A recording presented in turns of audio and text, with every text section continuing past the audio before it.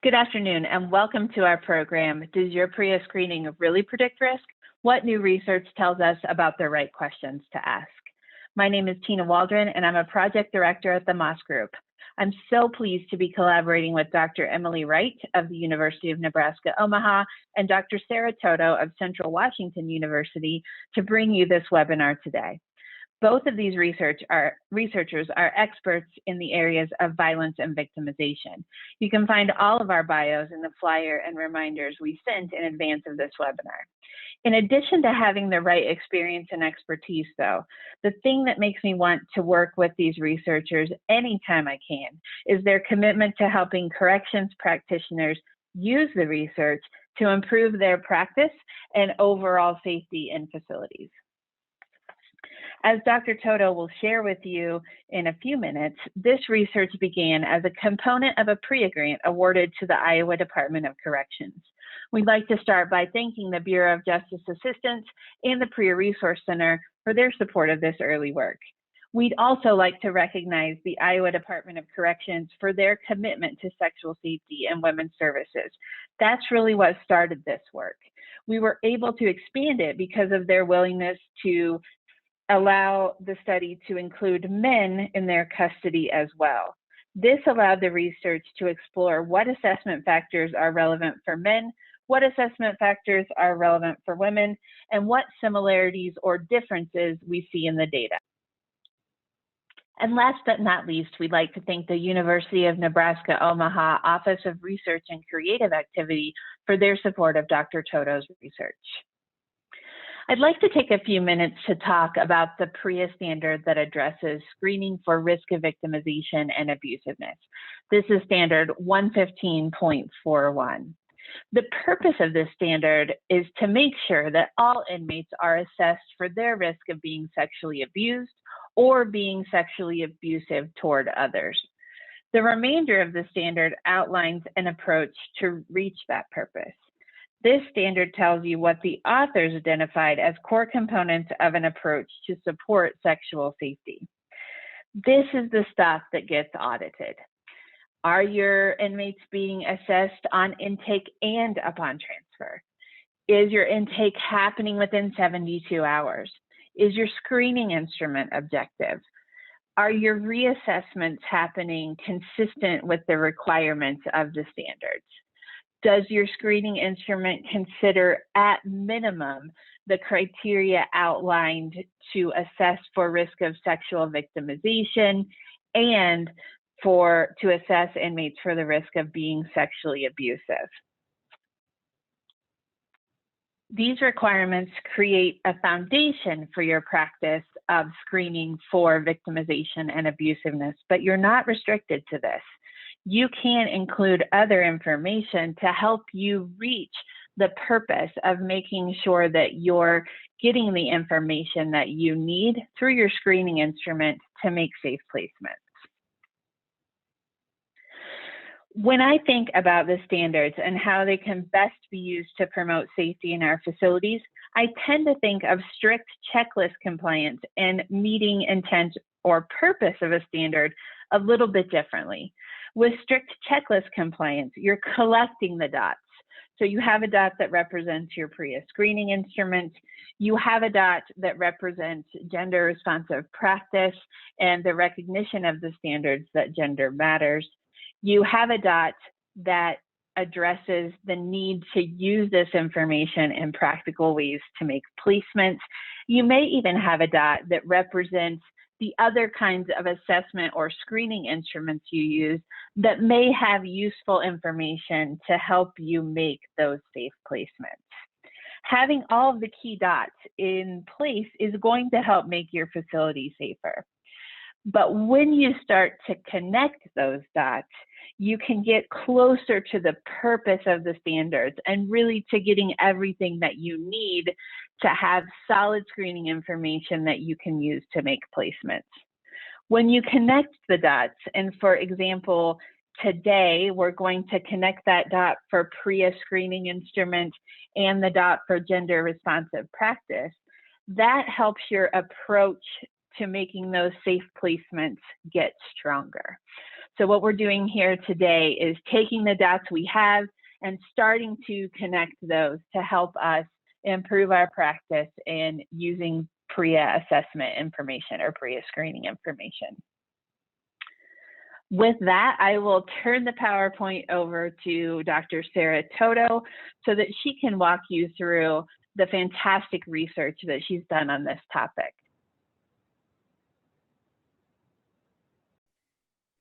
Great. Thank you so much, Tina. I am so excited to be here with Tina and with Dr. Emily Wright to present this research to you. So as we said, this research kind of came about as a collaboration with Iowa Department of Corrections with the help of a PREA grant sponsored and provided by the Bureau of Justice Assistance, as well as also providing a grant from the University of Nebraska at Omaha. So there's a lot of key players in this, and I just really appreciate everybody's support in this manner. So the title of our presentation is Examining the Predictors of Sexual Victimization and Perpetration Among Incarcerated Men and Women. So the project goals, as I said, there was a lot of people, key players here, and we actually looked at a couple different samples of people. So our main goal was, is the current PREA compliant tool and in the Iowa Department of Corrections predictive of sexual victimization and perpetration for both men and women? And so we wanted to figure out, can that current PREA compliant tool be improved, either with new items or factors that we found from other literature, from conducting focus groups, which I'll talk about, or maybe there's alternative items that play into each of those PREA standard domains from 115.41 that matter, but maybe we just need to ask them a different way or look at them in a different way. And so finally, we were trying to figure out whether or not we could improve the tools that are PREA compliant for both men and women, and whether these may look different for men and women. So the steps to achieving those project goals, there were a number of steps we need to do. As I forgot already, the polling thing is new to me, so I apologize. Chelsea, would you please throw up that poll? This kind of goes back to the last slide here.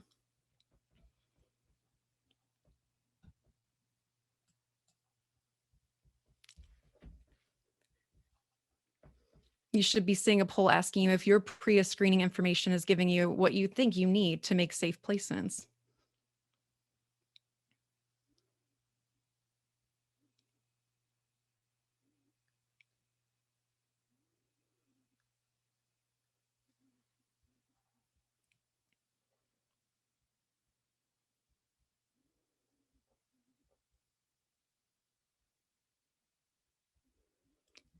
Great. Thank you for that, Chelsea. And thank you to all who participated. So it looks like a lot of you do think it is, which is great, but there are some people who are just not sure. And I think that's a valid question. Are we actually measuring what we need to measure in order to make safe placements for those who are, inmates or under our supervision? So hopefully this, project will show you that maybe there are ways we can improve things and make sure we are effectively screening people for sexual victimization and perpetration risk.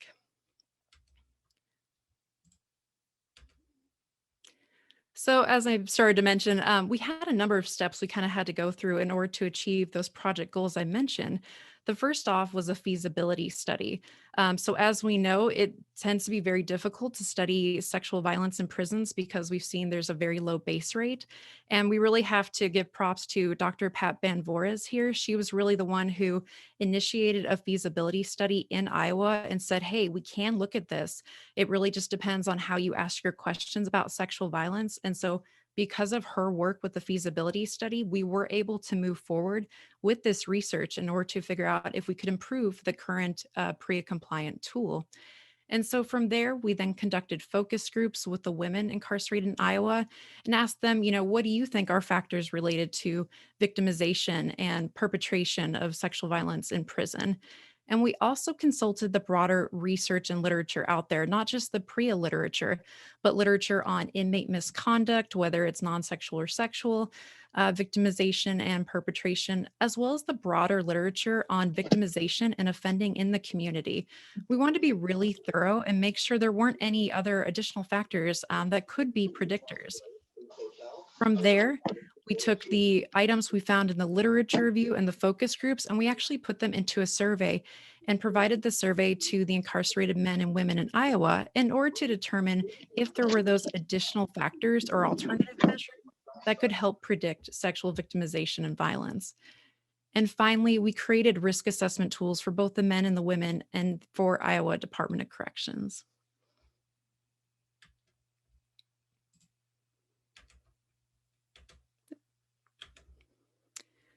So just briefly, I wanted to show you, this tool is the SVPR, or the Sexual Violence Propensity Revised tool.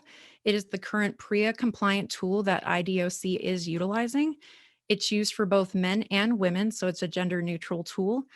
We really have to give a shout out here to Iowa because, again, they knew they were being PREA compliant, but they wanted to take that next step and make sure they're really meeting the intent of the standards. They want to make sure, and they were most concerned that this tool was not working to effectively predict and place their women in their institution and make sure they were trying to keep them safe. But they thought they need some other additional items to, actually help predict sexual victimization and violence for their population of women. And as Tina said, we actually did extend this research as well to their population of men. Contract, unless I even told her, a contract. So from there, I just want to kind of briefly talk to you about those concepts or factors that we derive from the focus groups and also from that broader literature review. Again, this is going beyond what we know about PREA. So we looked at a few factors that were already collected by the Iowa Department of Corrections and are likely collected as well in your own agencies. And Chelsea, if you'll throw up that next poll about those items on the right in the green table, I'd appreciate it.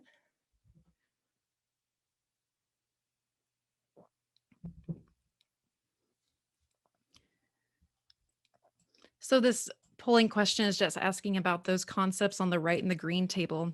These concepts were not currently collected by the Iowa Department of Corrections. But again, we thought based on the focus groups and based on the broader literature review that we conducted, that maybe these would be relevant to sexual violence and victimization.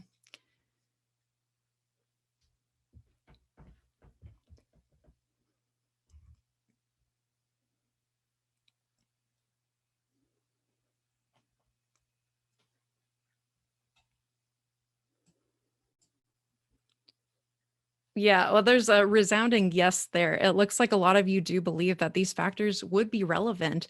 And so that's exactly why we put them into our survey. We were, had an inkling that they would matter, even if it was with sexual victimization and perpetration, when most of these have only been looked at with just kind of general offending and victimization. So great. I'm glad you can see the utility in these, and you'll see that they were very helpful.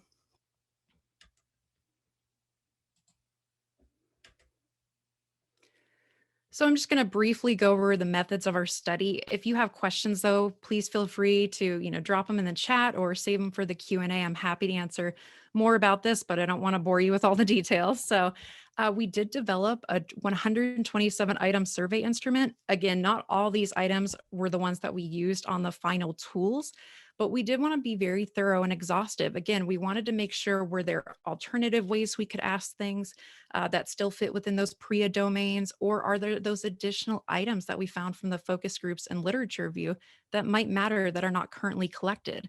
So those items that weren't collected by IDOC, those ones in that green table on the previous slide, were the ones that we put into our survey instrument. And I just want to briefly tell you about the outcomes we actually used. So when we're talking about sexual victimization and sexual perpetration, this is what we're talking about. We asked the women and men at ICIW, the Women's Institution, and FDCF, the Men's Institution, if they reported being a victim of coerced sexual or sexual harassment. And coerced sexual behavior was just being basically having penetration or some kind of sexual physical touching of the body. It could also be having sexual favors asked of you. And then sexual harassment was more along the lines of people commenting and saying sexually demeaning things about your body or asking you for sex. And then the perpetration aspect was while you're incarcerated at ICIW or Fort Dodge Correctional Facility, did you report being a perpetrator? And this is whether or not you received a disciplinary write-up or misconduct that was sexual in nature, or staff or inmates had told you you were being sexually inappropriate.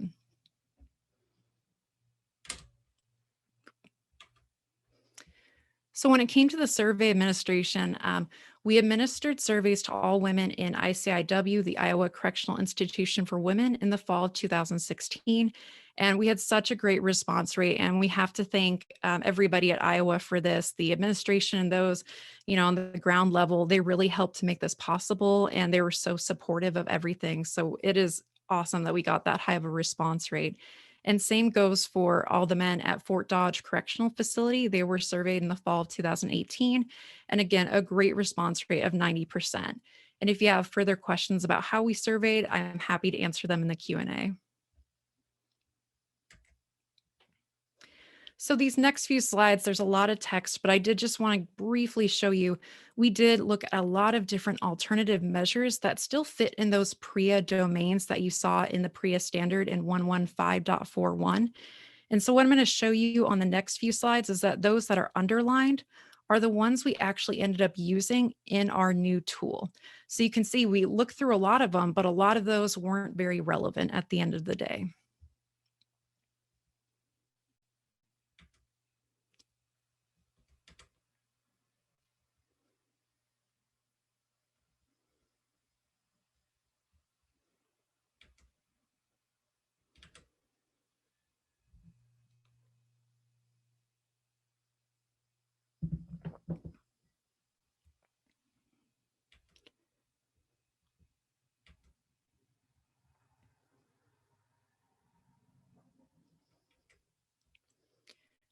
Now, Chelsea, I have another poll for everybody here.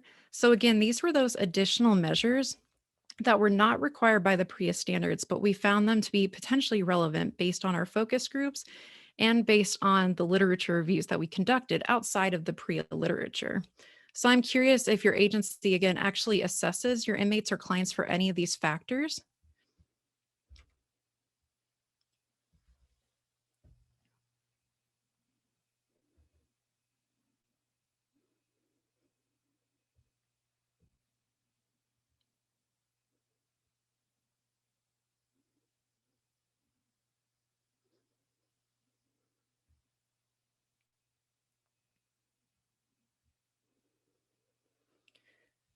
Great. Yeah, it looks like most of you do say that you have at least assessed or you do currently assess people for, I'm guessing at least one or two of these.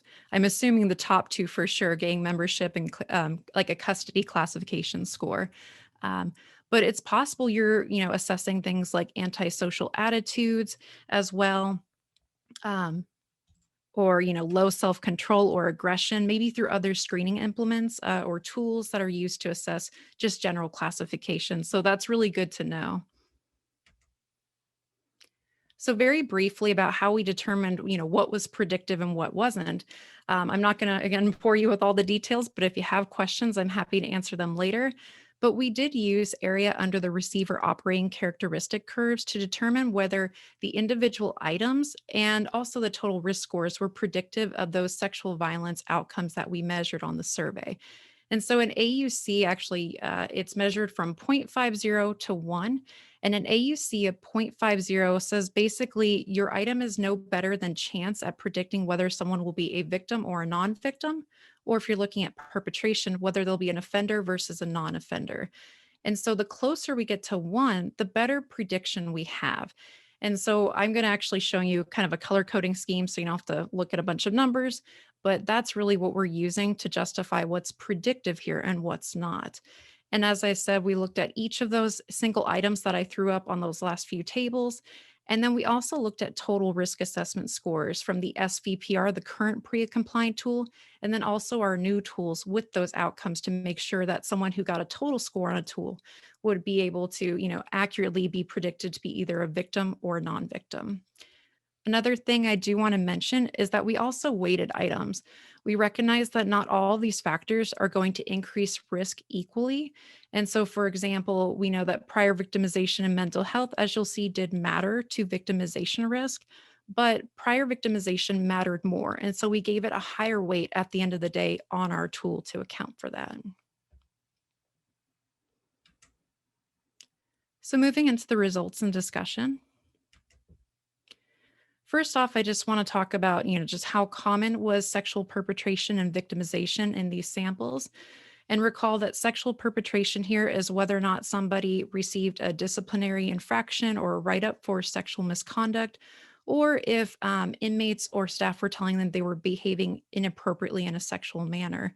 And so we can see that 12% of women said that they had committed some type of sexual perpetration act while they were incarcerated, and 2% of men said they did.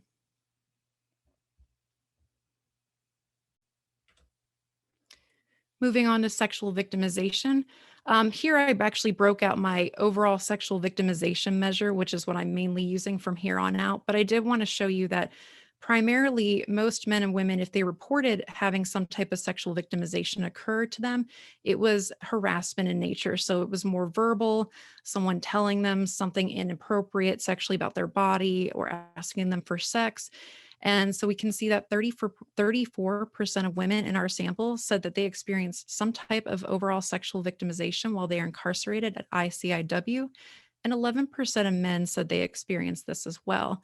And again, the reason we actually looked at both harassment and coercive, this like sexual touching and penetration, is because we know that sexual victimization and violence occurs along a spectrum.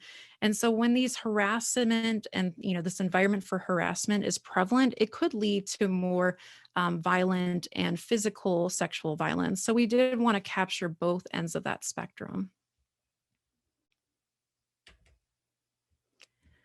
The next few slides here, I'm breaking down the PREA compliant factors here that we looked at. So these are hitting those 10 PREA domains for victimization. And then I'll show you on the next slide our additional factors or those non-PREA factors.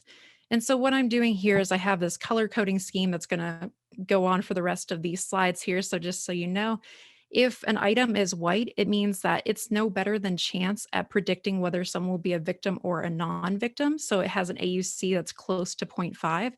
And then the green colors, the darker the green, the better that item is at predicting whether or not somebody will be a victim or a non-victim. And we can also see here that there are differences between men and women. And one thing to note too, I'm happy to talk more about each of these, any of these items that you have questions about, but I'm just going to highlight a few over the next few slides. Pre-prison victimization, we measured a number of ways. And when we talk about past abuse there on the men's side, this is just any type of physical or sexual abuse that the person said they encountered or had happened to them. And this is either in their childhood or in their adulthood, but it had to occur before prison.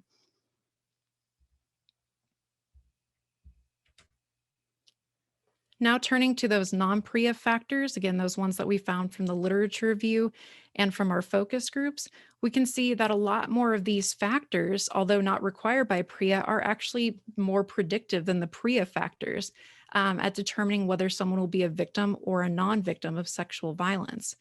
And again, we can also see there are some differences between men and women as to what's predictive and what's relevant.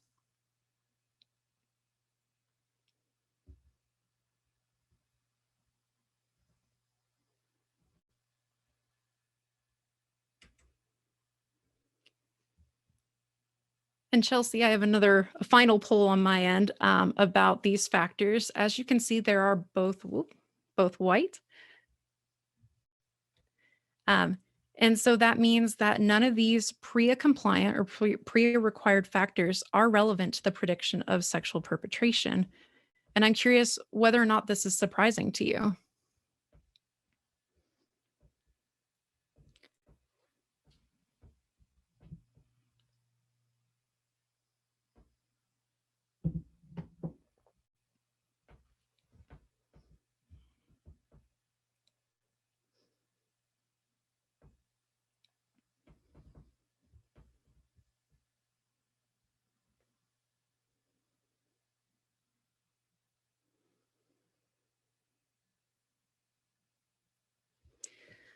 Great, thank you for answering that. Yeah, it sounds like most are quite surprised. We only have 3 factors that are required by PREA to assess for potential perpetration or sexual abusiveness, and here in this study, none of them mattered. And so that's quite concerning if that's all your tool has to predict sexual perpetration. If none of those are predicting, it definitely leads to some concerns. Thank you for answering that. So then we turn to those non-PREA factors that we found to be relevant for sexual perpetration. You can see there are just a ton. And we're seeing a lot more of those darker greens, which means these factors are stronger predictors of sexual perpetration than the actual PREA compliant factors are. One thing I did want to highlight there, you'll see gender identity is a dark green for both men and women. This was asked of the inmates. We asked them, do you identify as lesbian, gay, or bisexual? And then we did ask a few other items about gender dysphoria coming from the DSM-5. So trying to kind of hone in on transgender or queer. And so those were literally asked of the inmates on the survey instrument.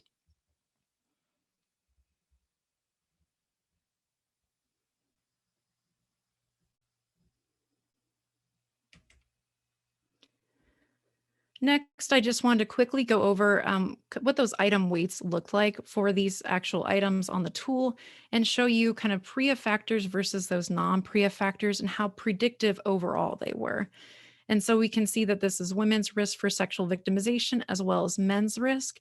And that top about 10 items there should be the ones corresponding to those PREA domains. The AUC for the SVPR, which is the PREA compliant tool for both men and women, so it only has those PREA factors, is only right about 58% of the time or 57% of the time. It's accurately able to say this person will be a victim if they score whatever score on the SVPR. Now, we also have the non-PREA factors below there. And again, our new tool encompasses both those PREA factors on the top as well as those non-PREA factors, the ones we found from the focus groups and literature reviews. And you'll see, again, I've got that coding scheme. So the darker the green, the more predictive. And you'll also notice that I have some italicization at the bottom there. This just means that these factors differ between men and women. And so overall, we can see that the AUC for that new tool that has both PREA and non-PREA factors is a much better predictor overall of whether or not somebody will be a victim of sexual violence or not for both men and women.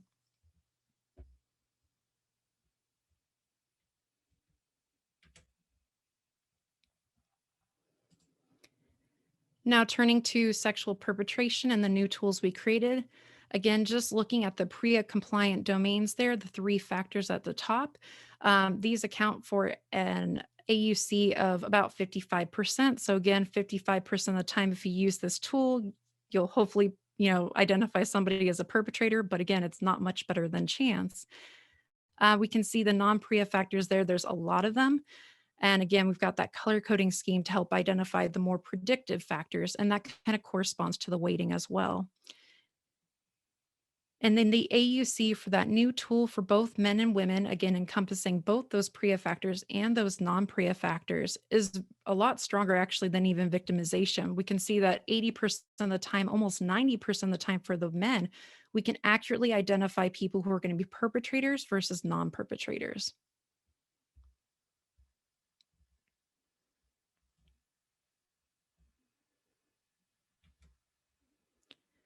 So I just wanted to give you an example of, what would this look like, especially with the weighting of those items. So this is actually a draft of the tool there. If you had an offender who is between the ages of 25 and 34 years old, you would give them a 1 for their original score for age, and then you would just multiply it by 3 because that's the weight I provided, and that would be your new score. And you would do that with each of your items.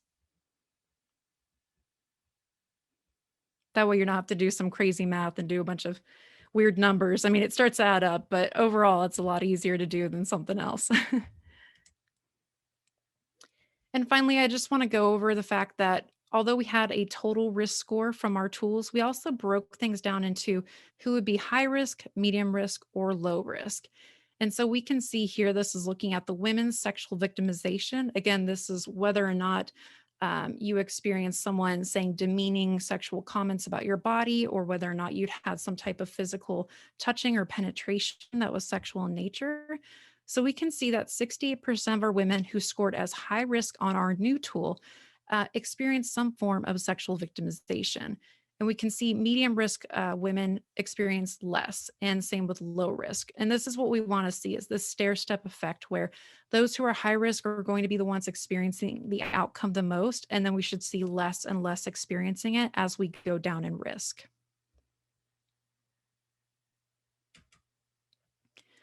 Turning to women's perpetration of sexual violence, and recall this is whether or not you had been written up for a sexual misconduct or staff or inmates had told you you've been acting sexually inappropriately.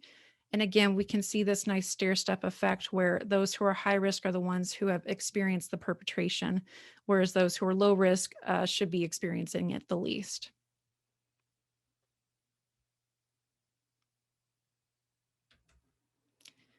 Turning to men's overall sexual victimization, again, we can see about 65% had experienced that and were considered high risk, and then it goes down from there.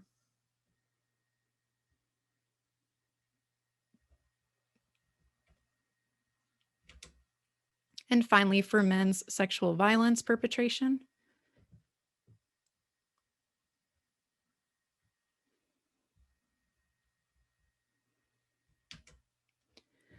so at the end of the day, the big question is, can a PREA compliant tool be improved? And it's an overwhelming yes. I just want to really hone in on this with these two tables here. Again, these are those AUC values telling you, how predictive the overall tool is. And so the SVPR is that PREA compliant tool that is used by Iowa, and it's used for both men and women. And we can see that most of the time that tool was not better than chance at predicting whether someone would be a victim or non-victim, or whether they be a perpetrator or non-perpetrator, regardless of gender. And then when you added those PREA compliant factors plus those new factors we identified from the literature and focus groups, we were able to improve prediction a lot. And so we can see that these are much more effective at predicting whether someone will be a victim versus a non-victim, or offender versus a non-offender.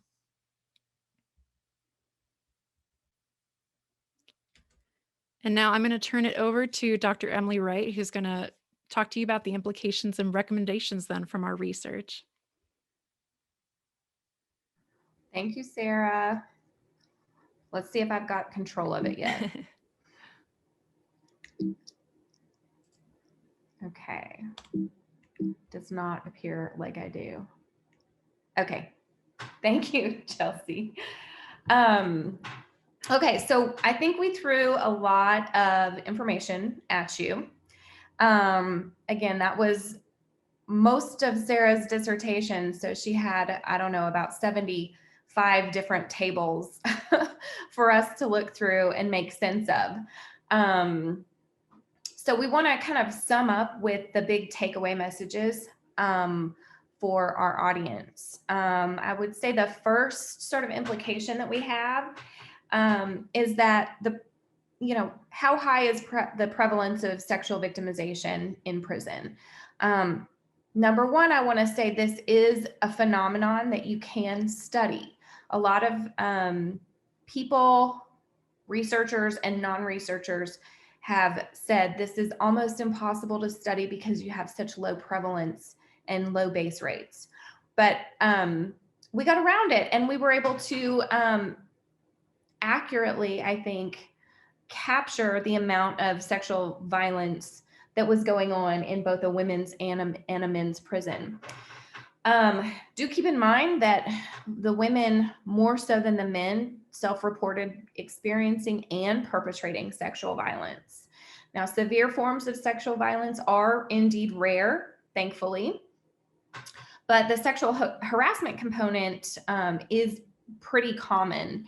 And again, like Sarah said, contributes to an overall environment, right, of sexualized behavior, which is why you want to try to clamp down on it and prevent it from happening. Our implication number two is, in my mind, the biggest takeaway message here. We believe that PREA mandated assessment items can be improved. We're not suggesting that you throw away PREA assessment tools. Nobody believes that's going to happen, but you can enhance them. You can add to them. And in doing so, you can increase your predictive accuracy of your tools. So one thing to remember is that many of the PREA mandated factors that we looked at were not really correlated with sexual victimization or perpetration among men or women. So that in and of itself is limiting the predictive power of those PREA assessment tools that are being used across the country. We did, however, thankfully identify additional predictors that you could add to your tool to enhance the predictive accuracy of your tool. And the important piece here is that we found a lot of common predictors for both sexual victimization and sexual perpetration among both men and women. So in this table, that's where we really believe the meat comes from, the new factors that we would suggest that your DOCs start to incorporate or look at. Many of you said you're already looking or assessing at some of these factors. You might be doing that with a different tool. We haven't tested if, say you're using the WRNA, we haven't tested if the measures that you're pulling in from the WRNA would predict sexual victimization or sexual perpetration, but there's reason to believe that those items could be used to enhance your PREA assessment.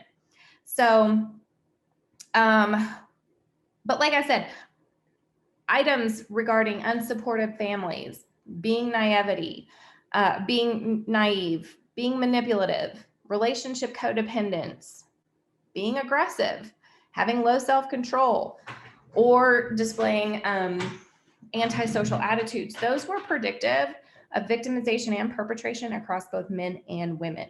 So we really think it would be great to consider adding these to enhance the predictive accuracy of your tool. So we get a lot of questions about this from many DOCs across the country. So let me just say, we did find that nearly all of the predictors of sexual victimization were also predictors of sexual perpetration. I'm not sure. Do I have a poll question about that, Chelsea, or is that for the next slide? Maybe it's for the next one. Oh, here we go. Okay, can you take that one down? I'm sorry, I want one more slide to go through before. Thank you. I'm sorry. So nearly all the predictors of sexual victimization were predictive of sexual perpetration. This sort of goes against an assumption that PREA sort of makes, which is victims look very different and unique from perpetrators, which is just not really what our data are finding.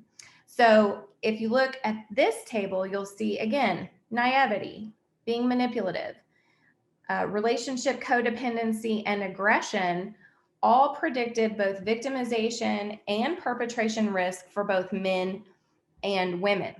Okay, so that serves up the next question, which is now what I'd like the poll to be launched. Thank you, Chelsea.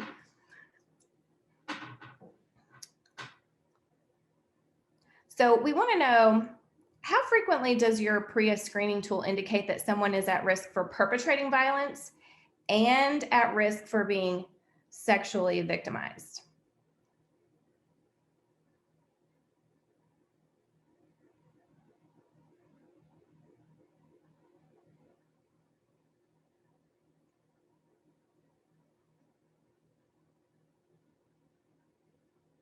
We hear from a lot of Department of Corrections across the country that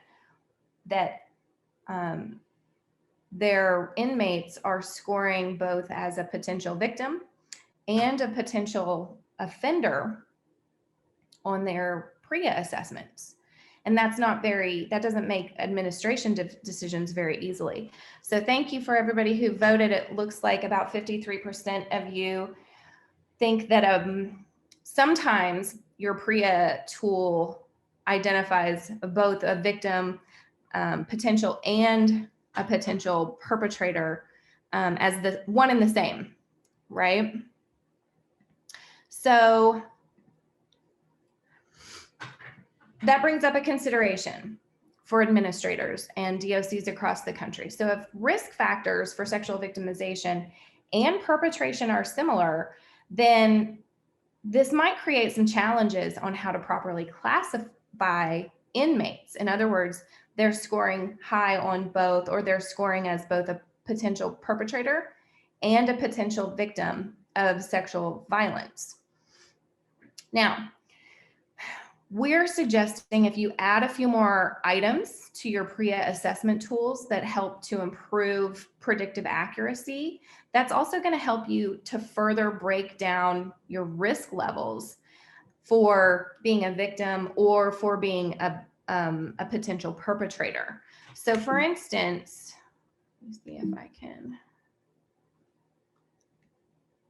So in this example, you might find that the inmate scores low, that's the red lettering, as a potential victim, but high as a potential perpetrator. And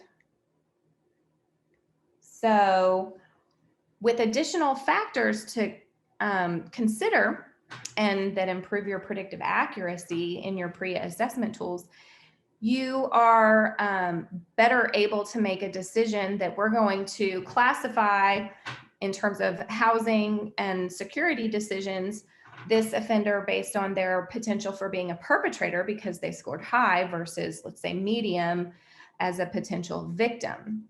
And that's going to help administrators make better and more accurate decisions, which is really the purpose here. A couple of things to think about from this research in particular. This has not been validated yet. We are looking for a validation site.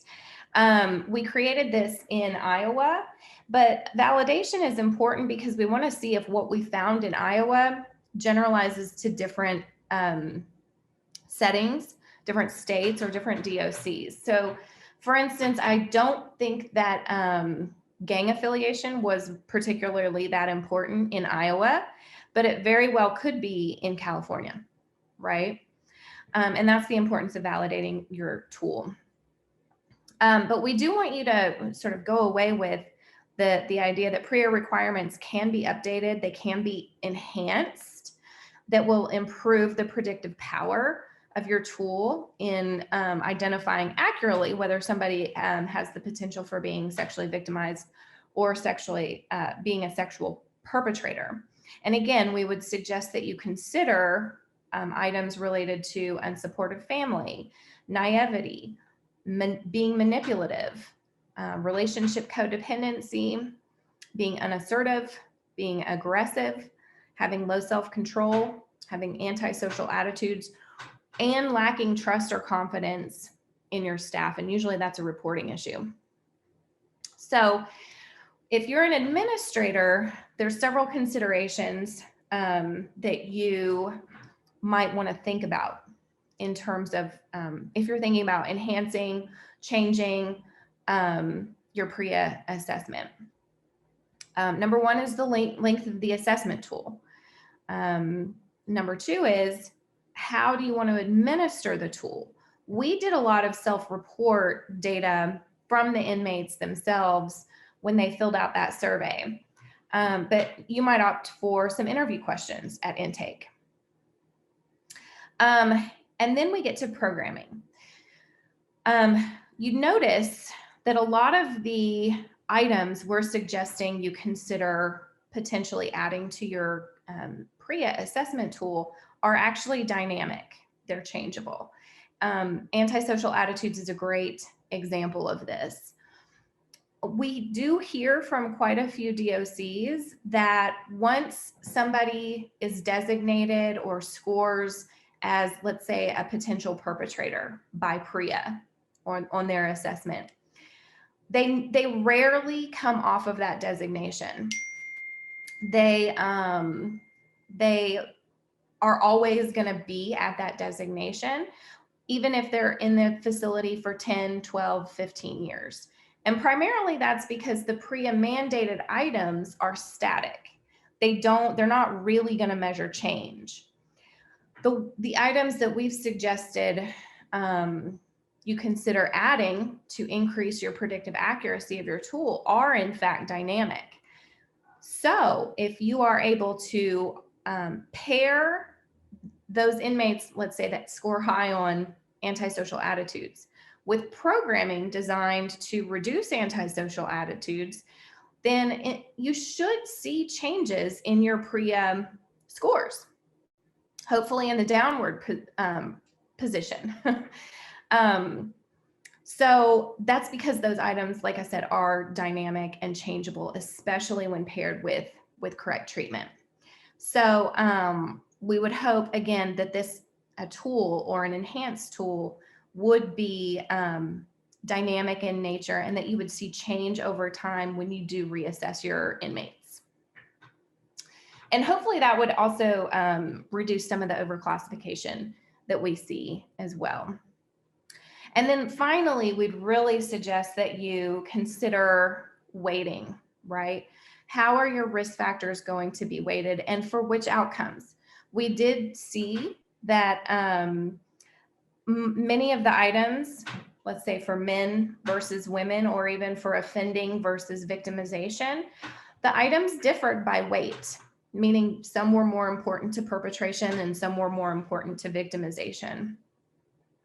And so you'd want to consider how you want to weight your items if you were to adopt a tool. And then you want to norm your cut points as well.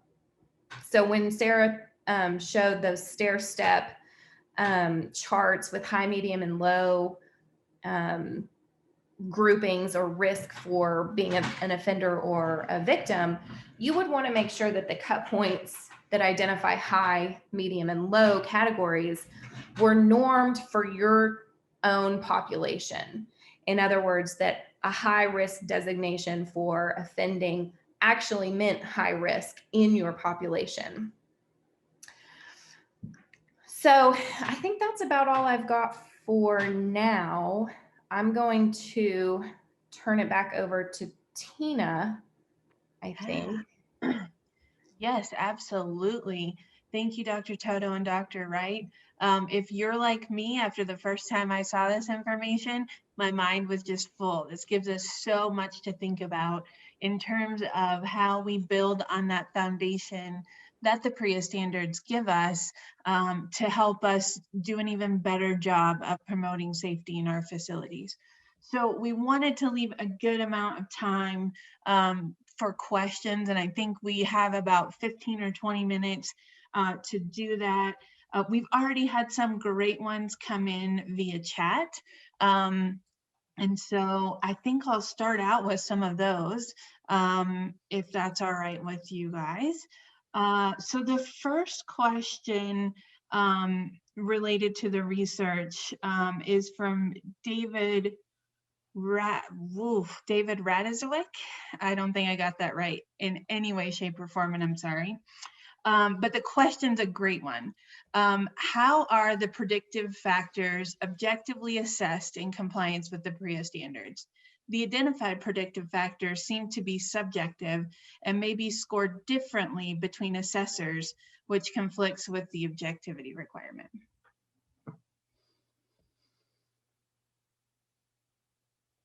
Right. So I think that person is asking, when you're filling out the assessment, who is reporting on it? I think to me, what I'm getting from it, and David, feel free to unmute yourself and jump in if you like, is that some of those factors aren't as objective in terms of being able to look up in a record, yes, no. And Yeah. one that comes to mind, and that gets to another question, and another word I'm going to mispronounce 2 in 30 seconds, the naivete factor. So how would you measure something like that? To me, the question is, are we looking at someone and deciding if we think they're a little naive, or is there something that's a little more objective that it's based on? Sarah, Yes, if you don't mind, I was the one that wrote the question there, and I'm just kind of going back in history based on an audit finding we had in 2018. And one of the issues when we were going through the corrective action to revise our assessment at that point was if the tool was deemed not objective in that, and essentially that non-objective finding is that two people could look at the same question and not score it exactly the same. So a lot of the factors that were identified here seem to or could potentially be viewed as subjective. And I could look at someone having an unstable family relationship differently from another person. So how does that consistency go across the board? And I guess one other question I'd like to throw in here while I have the floor is that we did a study in our own, in the PADOC and found that these factors were equally present among victims and abusers that are required by the standards. What we're looking at doing is potentially making taking a look at substantiated incidents over the last 3 years, because we have a large enough sample pool to be able to do that, and look for some other things that we pull from our classification to correlate with that. Right. But with the tool that you've developed here, has it been correlated with substantiated incidents within the agency as well? Sarah, do you want to answer? Yeah, I'll try and I'll try and get to all parts of that. First off, so with a lot of those new items that we were looking at, like the naivete, the manipulativeness, these were actually pulled from validated scales. So other people have used these scales primarily in the psychological literature and have assessed these with multiple different populations and samples. And they say these are predictive. So different people have answered them, and they're still finding that these answers correlate to similar answers on other scales. And so we chose to do that because we knew they were kind of backed by research and science and saying that, yeah, these things actually get at antisocial attitudes or they get at naivete. And so that's why we actually gave the survey to the inmates so they could self-report these things. And then from there, we actually had different dimensions on some of them because not all the entire scales predicted well for both men and women. And so that's how we try to be, I guess, more objective about it. Again, is just trying to use what we know based on research and what science has told us. So that's that part of it. Emily, did you want to add anything or? No, I mean, I think it's important to, note that the inmates themselves were answering these questions, because a lot of times we did hear from the wardens, in Iowa and whatnot, that they were worried that some of the questions their correctional officers or booking agents or somebody was having to make a determination depending on their own perceptions, like, is this person a lesbian or not, just based on looking at them. And so they were very supportive of us going straight to the inmates and asking them some of these questions. And we did find that a lot of the self-reported questions were more accurate or more better related to the outcome or outcomes of interest. And I know there was a second piece to that question, and now I can't remember it. Tina, do you remember? I think it was regarding if the factors were correlated to official data within the agency. And Sarah can. Yeah, so a lot of, especially obviously the PREA stuff, a lot of that is done, through intake or through some other system. It's already documented. A lot of it's, criminal history. So I think that definitely is typically a bit more objective because it's usually just a yes or no as to whether it happened. And so that stuff is at least in Iowa, and I'm certain it's with other agencies as well, that they document those kinds of things. But it's not to say that you're not already, using some of those other measures we talked about, like antisocial attitudes. You're probably capturing that on other risk or screening tools that you have. So I think hopefully that gets at that. Yeah, absolutely. And David, I had a similar question, and the thing that made me feel better about it was knowing that the things like, are you kind of a naive person? That we're not just asking staff to, decide what you think, but really using questions and instruments that we know have given an accurate measure of that particular factor. So I do remember having that conversation early on. and it's a great question. Another question that came in, just a little more procedural. What was the N for the focus groups? How many folks did you speak to in those focus groups? Yeah, I think and Emily, correct me if I'm wrong. I thought there was about 10 between the two different focus groups. It's been a while, so I did message back whoever asked that question. I apologize. Okay. I forgot your name, but yeah. Gotcha.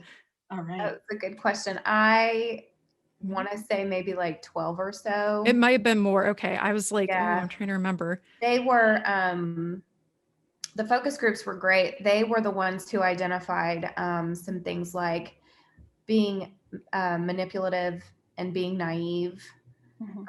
Those were some of the things that came out resoundingly from the focus groups. But we're so glad that we did the focus groups, because we went straight to it was focus groups with women in Iowa, inmates, and they were pretty consistent. Okay, great. Thank you for that. Another great question from Emily Salisbury. How confident are you in a larger percentage of women compared to men being perpetrators and using what sounds like a self-report of infractions? We know there's evidence of women being hypersexualized by some staff, generally in prison, and more disciplinary infractions of women. Women need more of a relational touch, and write-ups may be related to that and not necessarily purely sexual. Really good question, because we do know that those dynamics and just the relational nature of women is a very different need from most men. Yeah, so hi, Emily. Good to see you here. It was, I was more concerned with the base rate for the men.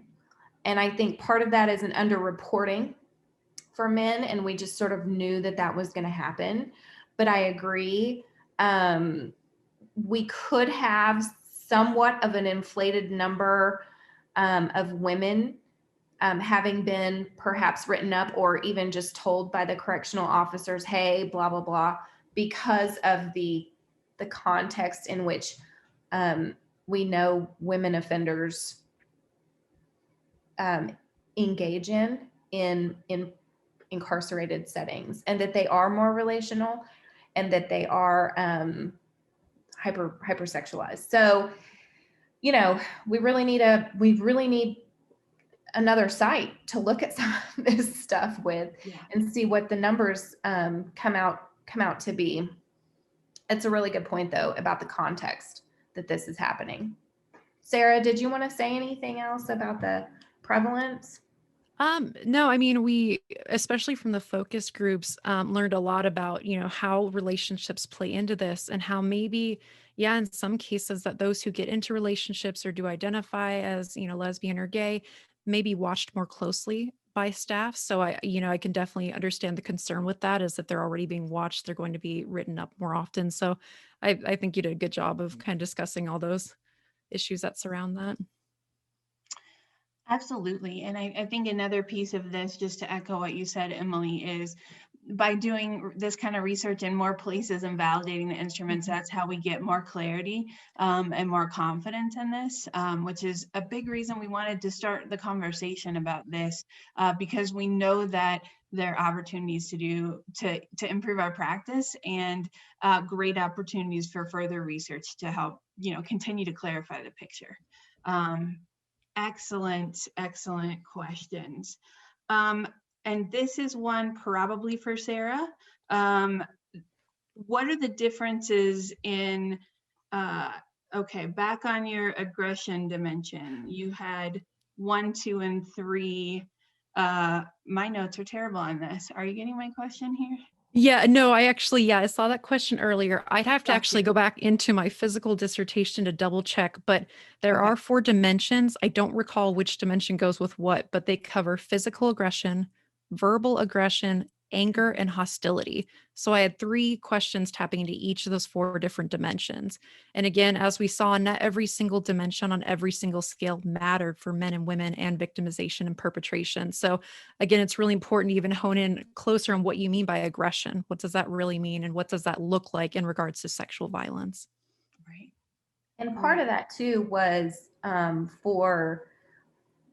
because institutions can't ask 175 questions, just because we're interested in knowing, Right. these relationships. So she does have dimensions by sort of like concept, like you said, anger and things like that. But in part, it was also to help with when an institution wanted to have a shorter assessment versus a longer one. Is what dimensions could you cut out? Absolutely. So another question, and I have no idea about this, but this is from Joshua Amaro. Hello, I'm here from New York City ACS DYFJ. I'm interested to see examples of juvenile questions in comparison to the adults we saw. Are there any? Is there any research like this for the juvenile population? I think the answer is no, but I can tell you I am not certain. Emily or Sarah, any thoughts with that? I mean, to be honest, again, we focused on prisons, and I recognize prisons are different from jails. Jails are different from, juveniles. And so I did not really delve in to see if there was really anything related specifically to juveniles, but my inkling is that there's probably not a whole lot, but it's important to understand they're a different population and may have different factors relevant to their sexual violence, perpetration, and victimization. Absolutely. Absolutely. Thank you so I'm much. not aware of it either. Okay. And from Mary and Morgan, do you know if this research is being done anywhere else? How would you be able to know if others may or may not be doing this research? This is also fascinating. Thank you. And thank you, Marian. It is my head just sort of expands every time we talk about this. There's so much good stuff to think about. I don't know if there is research of this nature being done elsewhere. I don't believe there is. And Emily and Sarah, you may have information on this that I don't. I can say we want to do more for folks who may be interested in this. We would love to continue this work. And if there are others out there who are doing this research that you know of, please connect them. We would love to put our heads together. Emily or Sarah, I don't know if you'd add or change on that. I'm aware of the PREA, some researchers who've done PREA work in the past, whose work we sort of used to inform our own work, but I do not think that they are currently working on like assessment tools or enhancing the PREA models that are out there. But like Tina said, I mean, I'm all about collaboration, and if somebody's aware of them, would love to hear what they're up to, so we can like compare notes and drink wine together. I don't know. Compare Sarah, notes do and you then know? drink wine. Yeah, for sure, for sure. Yeah, no, off the top of my head, I mean, no, I can't really think of anybody. Obviously, when PREA was passed and the final rule was passed in 2012, we saw a lot like a resurgence of interest, the beginning of the century, and then again around that 2012 time and towards that, decade. But since then, haven't really seen like a big spike or interest in it. But that's not to say it's not something we should dismiss. We should continue to research it. Yeah, absolutely. And I think just a little bit of history that Sarah alluded to earlier, and I touched on very briefly in the beginning.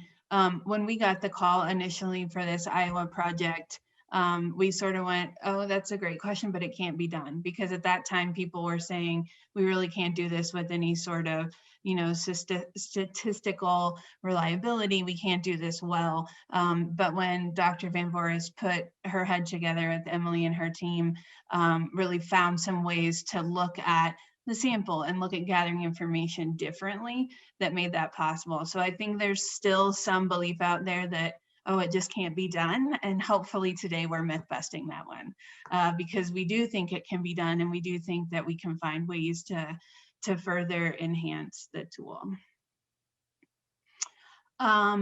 Another question, this is from David. Did the tool's predictive scores align with identified victims and perpetrators in substantiated investigations in the facilities after it was deployed?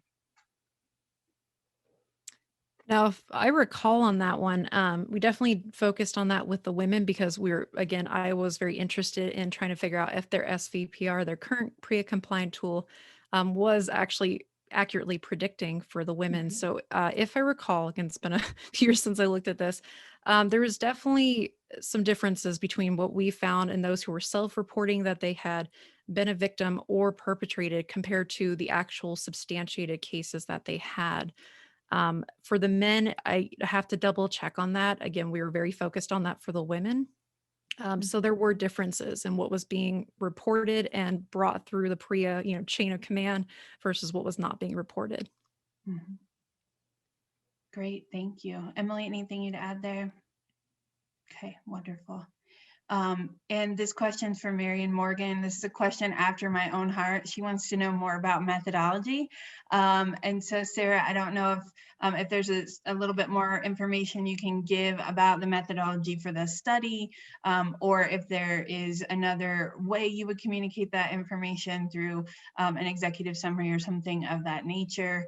So I'll kind of kick that one over to you. Yeah, we actually do have kind of a nice, concise executive summary that does go into a bit more detail. So I think Emily, and if that's okay, we could definitely send that along to those who are interested. But yeah, I mean, really, the whole thing of going through the feasibility study was its own thing, and then those focus groups were kind of this really interesting qualitative aspect of it. But yeah, the survey itself was really the big thing, and going in there and having people actually complete the surveys. And then I went through and did all the fun data analysis, which I love to talk about, but don't want to go into because everyone's eyes will glaze over. But yes, we're certainly happy to give out more information, probably in a bit more of a concise manner, if that's good with you, Emily. Yeah, I think, Tina, if that's something that you want us to work with you on, we have both an executive summary from the Iowa project. We have sort of a quick write-up about the focus groups themselves. And then we have an executive summary from Sarah's dissertation.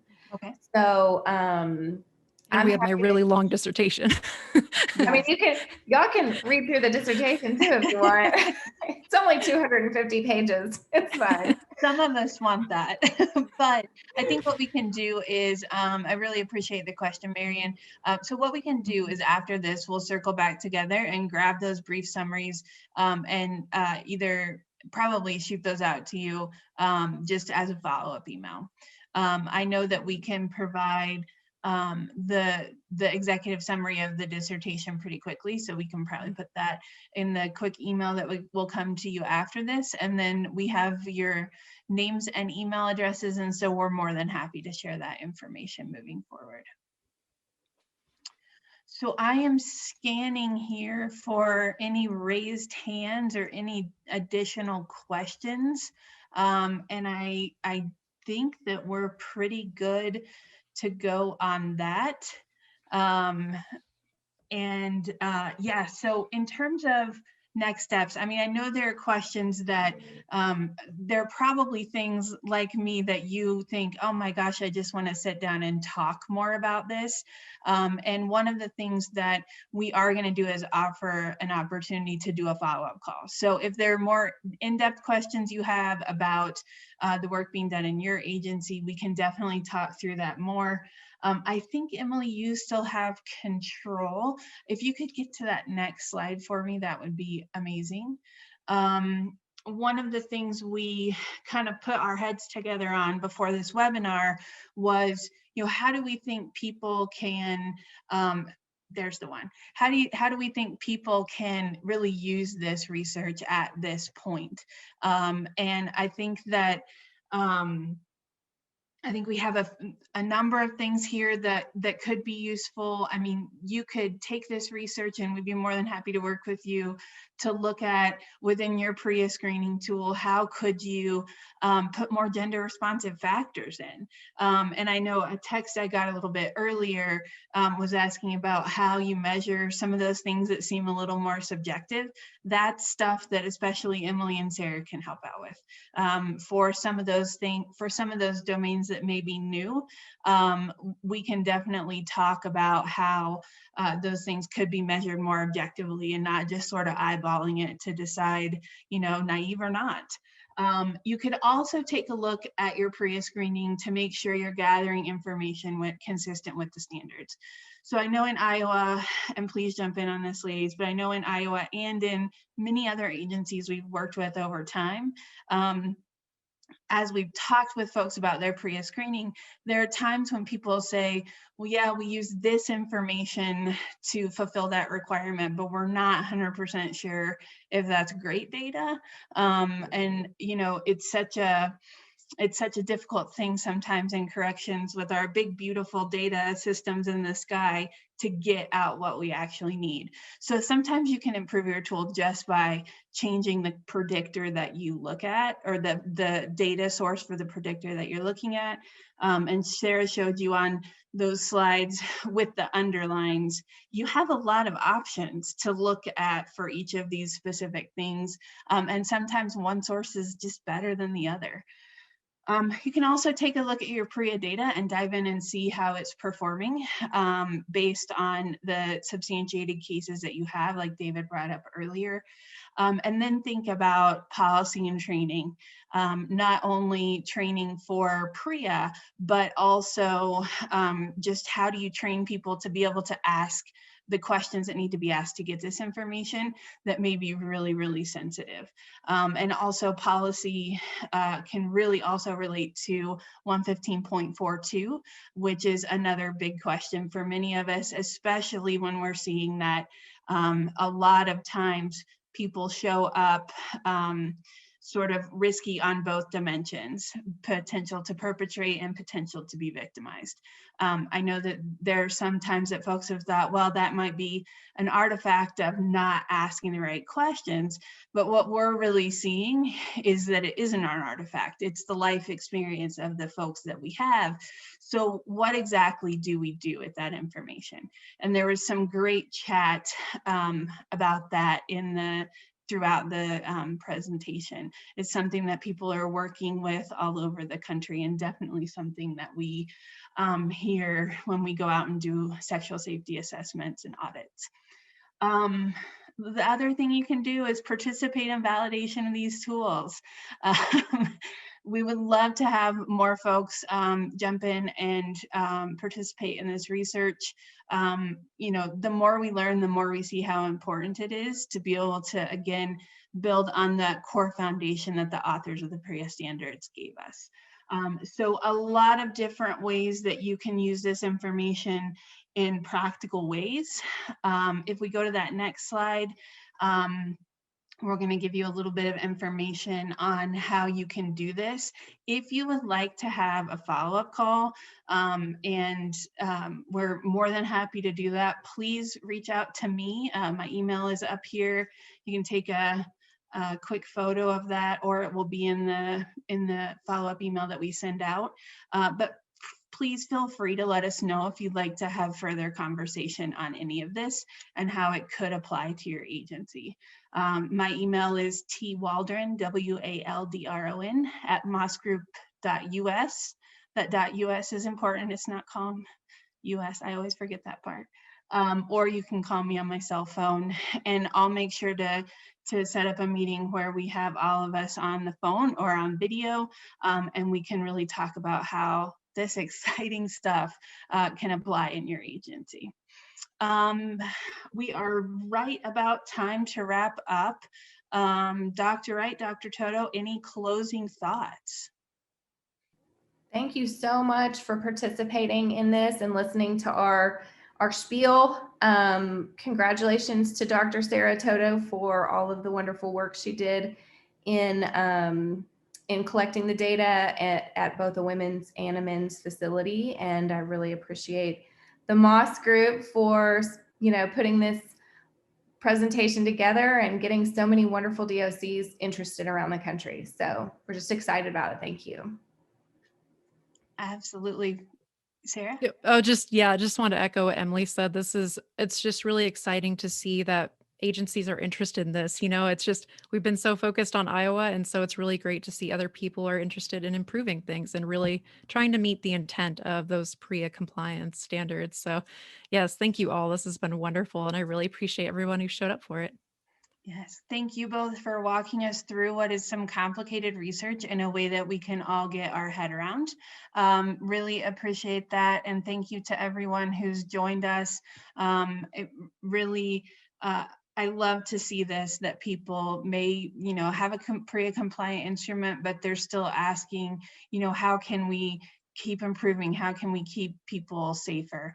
I think that's wonderful. I will say that in the questions we got in advance and some of the chat, we were asked about, can you speak to 115.42, which is about using the data for placement. As you can tell, that's a whole separate webinar. We can't get to all of that in an hour and a half, but if there is interest, it's possible that we may be able to do a webinar on that topic. So thank you everyone for your participation, your wonderful questions, and we hope to talk to you all again soon. Bye-bye.